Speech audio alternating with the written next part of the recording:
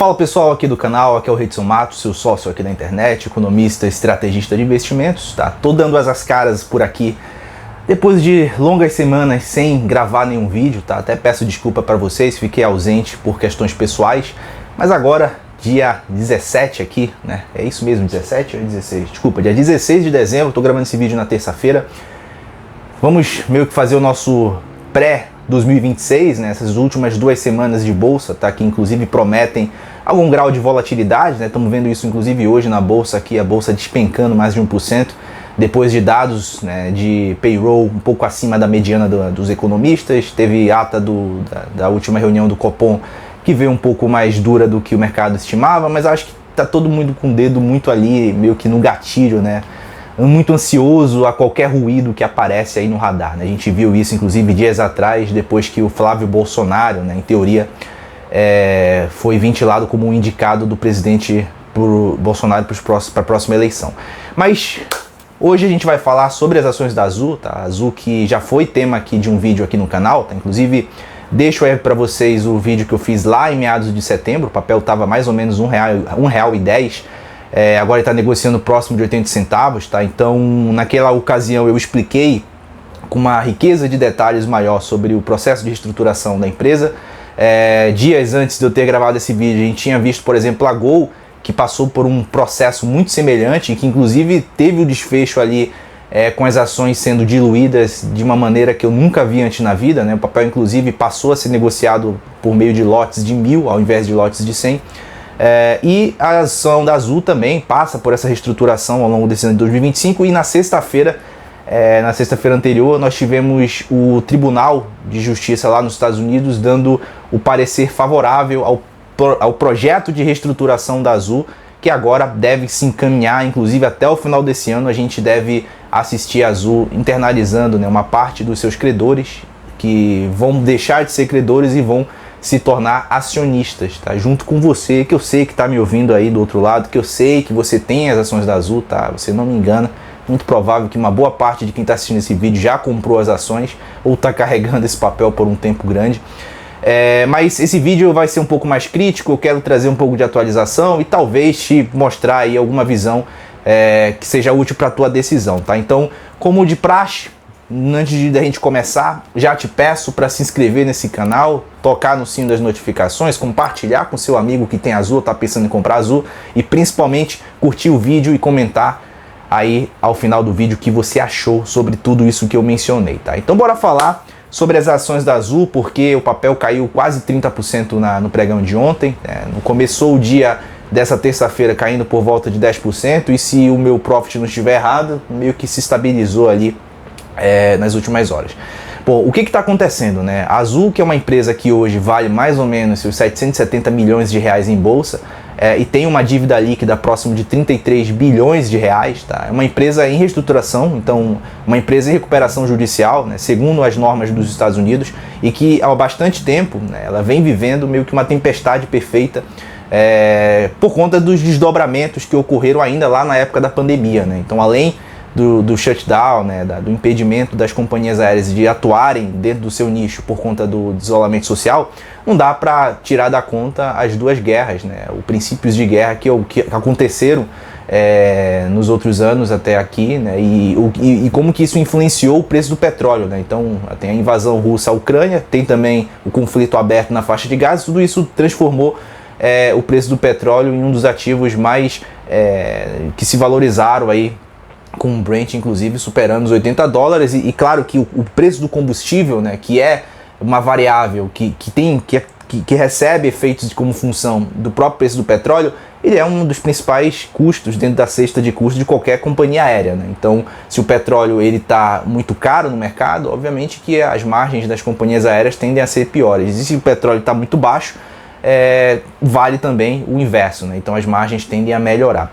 O fato é que o último trimestre, né, que foi esse terceiro TRI de 25 aqui da Azul, até que foi bom, tá? O trimestre em si foi forte operacionalmente, muito por conta dessa dinâmica, né? A gente não só teve o petróleo voltando para casa dos 60 dólares, né, com o cessar-fogo, tanto ali no Oriente Médio, como também, né, meio que um desdobramento de redução dos riscos com respeito à guerra da Ucrânia. E também aqui no Brasil a gente viu o real ganhar força ante o dólar, né, e o dólar inclusive globalmente perdendo força. Então tudo isso macroeconomicamente influenciou para os resultados terem sido melhores para a Azul.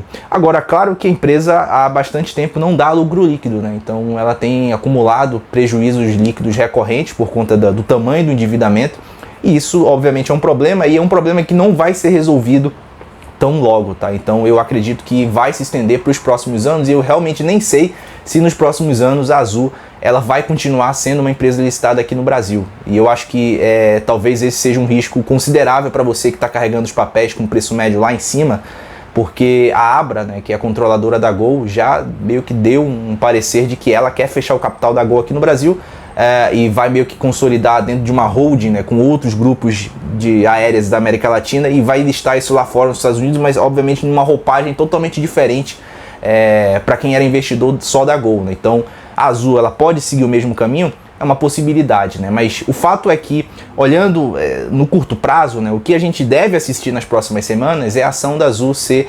brutalmente diluída, tá? Brutalmente diluída. Então, segundo a proposta que foi definida e aprovada pelo judiciário lá nos Estados Unidos, cerca ali, tá? E aí eu fiz umas contas meio de padeiro aqui, mais ou menos 3 bilhões de dólares de dívida que vão ser convertidas em novas ações, tá? E isso aqui dá mais ou menos, se a gente considera o dólar do término, do período final, do dia final de setembro, dá mais ou menos, 44, 45, 46% do total da dívida bruta da Azul nesse momento. Então 44, 45% vai dar ali os seus 12 a 13 bilhões de reais que vão ser transformados em equity, e que vão, obviamente, diluir quem é acionista da Azul nesse exato momento. Então, para a gente entender a magnitude, né, o impacto disso sobre o preço da ação, a gente precisa pensar o seguinte, né? Existe um conceito dentro do mundo de finanças que é a ideia do Enterprise Value, que nada mais é do que o valor da firma, né? Uma empresa ela é avaliada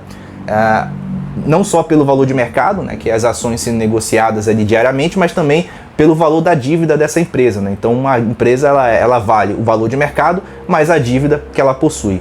E no caso da Azul em específico, que é uma empresa que deve mais de 33 bilhões, quer dizer, quase 33 bilhões de reais, e é avaliada em bolsa a pouco mais de 750 milhões, claramente, né, mais de 90% do valor da firma da Azul é dívida, né? É débito, é dos credores. Então é como se você comprasse a Azul não pelo valor de mercado, não por quanto que o mercado acha que vale os ativos da Azul. É como se você comprasse a Azul simplesmente pelo valor da dívida dela. Então não sei se vocês já tiveram, em algum momento já viram, por exemplo, alguns casos de empresas que foram compradas por um mísero dólar, né, por R$1, por uma quantia muito irrisória, que na verdade era apenas uma ilusão, né? Achar que uma empresa vale $1, R$1, né? Porque na verdade quem estava comprando aquela empresa estava, na realidade, internalizando a bucha que era a dívida dessa companhia, né? Então alguém estava comprando a dívida e ia pagar a empresa através, né, da alienação da dívida para si. Então essa é uma das formas de você entender o porquê que a ação da Azul ela é um dos papéis hoje mais voláteis e talvez mais arriscados dentro do contexto da bolsa aqui no Brasil. Então, para a gente agilizar aqui o raciocínio, então saiba que vai haver uma conversão de mais ou menos 3 bi de dólares aqui em novas ações da Azul, né, nos próximos dias. Segundo o comunicado, inclusive, deve ocorrer até o final desse ano de 2025. Então tem mais ou menos 2 semanas para isso acontecer. E é claro que para uma grande maioria dos investidores, né, que tem minimamente um acesso a algum tipo de informação sobre a Azul, sabe que o efeito dessa diluição ela é ruim para as ações, né? Que inclusive foi o que eu falei lá atrás, lá em setembro, quando eu gravei o primeiro vídeo sobre a Azul, eu já tinha alertado sobre o impacto de que haveria necessidade da Azul internalizar uma parte dos seus credores e transformar eles em acionistas, porque era minimamente a única solução viável para você tentar recuperar ou tentar reestruturar a companhia. Então eu já tinha alertado sobre o efeito dessa diluição e isso fez inclusive a ação sair de 1,10 para 80 centavos, né? Então quem me ouviu lá atrás e vendeu as ações ou minimamente saiu de não comprar esses papéis, conseguiram aí se livrar de uma grande bucha, tá? E eu acho que essa bucha ela ainda tende a continuar, né, percorrendo essa trajetória ruim em bolsa. Porque se de alguma forma, né, se a gente pensar que a Azul, como companhia, como empresa, se ela internalizar mais ou menos 45% da sua dívida e deixar de ser credora para ter novos acionistas, isso aqui, claro que é muito bom para a empresa, né? Então, para a Azul vai ser sensacional, né? Porque eu vou trazer um cara que é avesso a risco, né? Que está ali na renda fixa, que está minimamente querendo um fluxo de pagamentos, e eu vou colocar esse cara no risco, né? Que é nas ações. Então, esse cara deixa de ser credor e passa a ser acionista. Ou seja, ele não tem nenhuma garantia de que ele vai ter um fluxo de pagamentos constantes, né? Muito pelo contrário, ele vai ter a garantia que minimamente ele vai ter um equity que aparentemente ainda não vale nada, né? Ceteris paribus, antes da reestruturação. Então, fazendo isso, a empresa ela vai poupar uma parte do caixa dela, né? Uma parte do EBITDA dela, do lucro operacional dela, que seria distribuído via pagamentos de juros, ela vai internalizar isso e vai transformar isso em lucro líquido ou minimamente em redução dos prejuízos acumulados, né, trimestre a trimestre. Então, isso, claro, né, que poupa, por exemplo, fluxo de caixa em necessidade de capital de giro, isso melhora, por exemplo, a posição da empresa para investir em crescimento, etc, etc. Então, em termos de caixa, né, fazer esse movimento para a empresa é muito bom, tá? É excelente, é excepcional. A Azul ela ganha com o movimento de mudança de debentures para ações, tá? Mas por que tá, beleza, é muito bom para a empresa, mas será que isso é bom para a Azul 4? Isso é bom para o acionista, para o minoritário? Porque eu acho que tem, né, minimamente uma certa noção aqui por parte dos investidores, inclusive eu, por exemplo, tenho essa noção de que uma ação ela é, né, um mínimo pedaço de uma empresa, né? E necessariamente uma ação ela deve variar em função dos lucros de uma empresa, né? Então, se o lucro de uma empresa está crescendo, necessariamente a ação deveria refletir esse crescimento no valor de mercado. Só que não necessariamente uma ação e uma empresa elas estão 100% conectadas, né? Porque alguma parcela, né, algum percentual do que é real e do que é financeiro devem se manter conectados, mas nem tudo é conectado, tá? Então não necessariamente a Azul se tornar em uma posição muito melhor financeiramente, pós essa conversão, vai tornar a ação melhor, mais atrativa e vai fazer a ação se valorizar forte, né? Porque não necessariamente isso aqui é 100%, né, 100% linkado, tá? Então, para resumir essa baboseira e essa grande confusão mental que eu acabei de fazer aqui, saiba o seguinte, tá? Essa diluição, né, o peso da diluição das dívidas para número de ações, ela vai ser uma diluição muito grande. Acredito eu que fica por volta ali de 80% a 90% de quem é acionista hoje vai ter o capital diluído. É mais baixo do que aconteceu com a Gol? Talvez, tá? Eu particularmente não tenho ciência se é menor ou maior, mas acho que fica nos moldes ali, tá? Então, isso significa que muita gente que tem as ações da Azul, que hoje dorme com a ação valendo, por exemplo, 80 centavos, pode um belo dia acordar, né, e olhar, por exemplo, o seu valor financeiro, que antigamente era 10 mil, isso aqui pode virar, por exemplo, 100 reais da noite pro dia, que era, sei lá, 10 mil, isso aqui vai virar, sei lá, 10 reais da noite pro dia? Pode. Por quê? Porque se a empresa tiver uma diluição muito grande, vai acontecer exatamente o que aconteceu com a Gol, né? Quem tinha, por exemplo, 10 mil reais, né, na sexta-feira ali, acordou na segunda-feira com 100 reais, né, investidos em Gol. No caso Gol 54, né? Porque o restante do valor foi diluído e a empresa deu para os acionistas a Gol 3, né? Que era um bônus de subscrição que dava direitos a essa pessoa recuperar o valor que ela tinha percentualmente dentro da companhia. Claro que se você hoje tem 10 mil reais da Azul investidos, se você não tiver um cheque de 10 mil reais até o final do ano, cara, a tua posição basicamente vai virar pó, né? Então, se você está comprado em Azul porque você realmente acredita no case, você gosta da empresa e acha que a empresa mereceria ter o seu dinheiro, a hora é agora, tá? Então, como acionista, você tem que exercer o seu direito como dono de uma empresa, que é intervir quando ela precisa da chamada de capital, que vai ser nos próximos dias. Então, se você não tem esse dinheiro e você não tem toda essa complexidade mental, né, de entender que a Azul precisa de você, então eu já te peço para sair, né, dessa confusão toda, para não comprar as ações da Azul ou para se livrar dessas ações, tá? Justamente porque o que eu acredito que vai acontecer nos próximos dias é exatamente esse o cenário, né? Você vai ter uma diluição muito grande nos papéis por conta dessa conversão. Muita gente que tinha X reais vai acordar com uma fração desses X reais, tá? Uma fração bem pequena desses X reais, e vai receber um bônus de subscrição justamente para injetar mais dinheiro na Azul para recuperar o percentual dentro do free float, desculpa, um percentual dentro do capital social que você tinha antes, né? Então, no limite, você vai ter o seu dinheiro queimado e a Azul pedindo mais dinheiro, tá? Então, se você não quer ter a sensação, ou minimamente a experiência de ter que injetar mais dinheiro na Azul, então você não deve ser acionista da Azul, tá? Ponto final.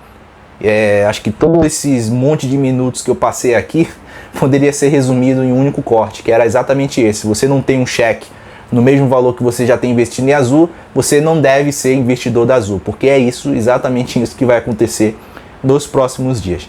Então, para a gente já começar a chegar no final desse vídeo, o que eu queria trazer de mais de concreto para vocês, tá? Eu acho que toda empresa em recuperação judicial, ela necessariamente passa por um processo de reestruturação que geralmente faz com que os seus números, né, com que o seu balanço em si ele seja muito sensível a modificações a todo momento, né? Então, os números que necessariamente a gente consegue enxergar, por exemplo, em empresas mais sólidas, como por exemplo o EBITDA, a receita, o lucro líquido, isso aqui tende a ser muito mais volátil e muito mais instável em empresas de recuperação judicial. Por uma questão até mais óbvia, né? Se você, por exemplo, deve 32 bilhões de reais e gera, por exemplo, 6 bi de caixa todos os anos, né? Minimamente, então se um ano tu gera 6 bi, só que tu deve 32 bi e você paga ali mais ou menos 300 milhões, né? Vamos supor que tu tem um custo efetivo da dívida de 10%, então tu vai pagar, sei lá, 300 milhões de juros em cima do teu montante da dívida.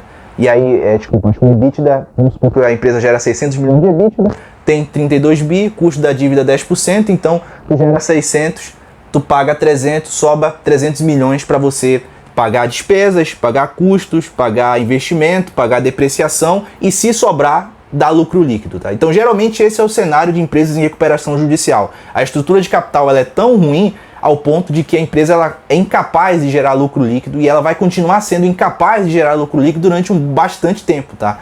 Então não é porque uma empresa saiu da recuperação judicial que ela vai ter a capacidade de voltar a gerar lucro, tá? E minimamente esse lucro ser caixa, que eu acho que isso é importante. Existem casos em que isso acontece? Existe, mas não necessariamente todos os casos vão se evidenciar nesse mesmo êxito. O fato é que uma recuperação judicial ela é um processo muito longo, não é para ser feito em empresas de bolsa, tá? E eu acho que isso aqui é importante mencionar, porque tem gente que é investidor de ações e acha que é um private equity, né? Acha que é um venture capital, acha que é o Buffett, ou acha que é, sei lá, algum cara, né, o Tanuri, com um cheque muito gordo para bancar muitos prejuízos. Então, se você está entrando em uma ação de recuperação judicial e acha que isso aqui vai voltar para o valor que era há meses atrás, acho que você está talvez sonhando ou torcendo pelo papel, né? Eu acho que você pode torcer por um papel.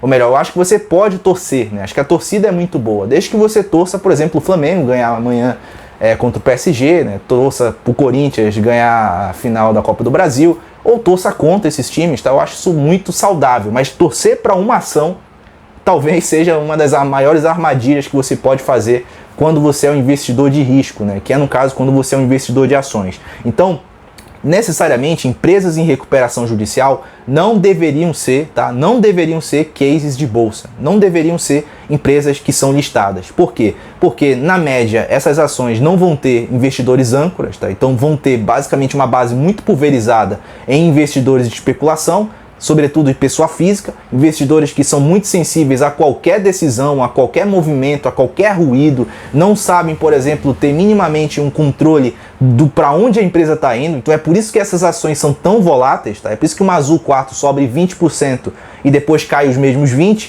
ou sobe 20% e cai 30%, justamente porque não há uma âncora, não há acionista de referência, e principalmente porque recuperações judiciais tradicionalmente, né, são resolvidas através da conversão de dívida para equity, né? Então, na emissão de novas ações, que traz a necessidade do investidor também colocar mais dinheiro do negócio, né? E obviamente que isso é devido a um efeito de diluição massivo. Então, essas são as minhas considerações sobre as ações da Azul. Acho que essas 2 semanas finais, né, de 2025 vão ser semanas extremamente estressantes para quem tem um papel ou está pensando minimamente em ter o papel. Meu conselho é, sinceramente, se você torce pelas ações da Azul, pare com isso, tá? De verdade, cara, assim, não é falar mal da empresa Azul em si. Eu acho que a Azul, se a gente for tirar, por exemplo, a dívida dela, eu acho que operacionalmente ela tem feito um trabalho bom. Como eu mencionei no início do vídeo, os resultados até melhoraram, né? Então, se eu fosse julgar apenas a empresa Azul, eu diria que ela pode ser um bom ativo para um investidor âncora, né? Ou minimamente um fundo de private equity, né? Para alguém que tope ter um risco maior para passar bastante tempo reestruturando uma empresa. Eu acho que isso não é para ação, tá? Isso não é para bolsa de valores. A Azul não é para você que é acionista aí, que tem a carteira, que tem a sua poupança, dinheiro, seu suado dinheirinho que você poupa todo mês, não é para estar em Azul, tá? É para estar em outras ações, tá? É para estar, por exemplo, sei lá, no Itaú, é para estar em Gerdau, é para estar na Unipar, é para estar na Itaúsa, é para estar, sei lá, na Sabesp, na Eletrobras, não é para estar na Azul. Porque a Azul não necessariamente, ela não é um case para estar em bolsa, tá? Eu acho que empresas de recuperação judicial não deveriam nem mesmo ser negociadas na B3, porque isso aqui traz um risco sistêmico para quem é investidor pessoa física, tá? Mas isso aqui é um outro papo, né? Uma discussão de CVM. Mas o que eu queria trazer para vocês é essa noção de que se você não é um private equity, para de querer torcer por uma ação. Vai torcer pro Flamengo amanhã, que eu acho que vai ganhar do PSG, tá? Então, era basicamente isso que eu queria comentar com vocês. Acho que eu vou voltar talvez em um futuro próximo para falar sobre as ações da Azul, mas agora eu quero ouvir de você, o que você acha, o que você pensa, você concorda comigo, discorda 100% comigo, então curte o vídeo, compartilha, comenta aqui. Obrigado demais pela audiência e não deixe de se inscrever no canal. Um forte abraço e até a próxima.